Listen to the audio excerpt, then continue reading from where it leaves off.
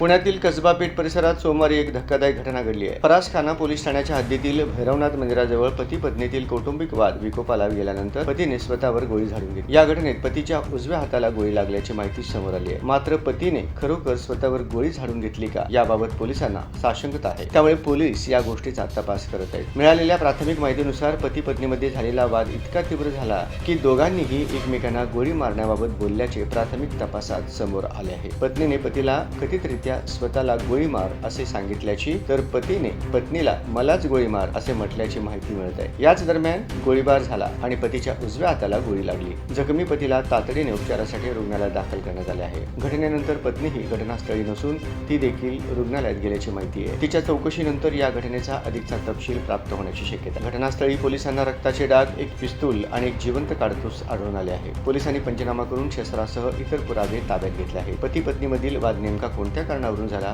गोळी कोणी झाडली, शस्त्र कोणाच्या ताब्यात होते आणि गोळीबार नेमका कसा झाला याचा फरासखाना पोलीस तपास करत आहेत।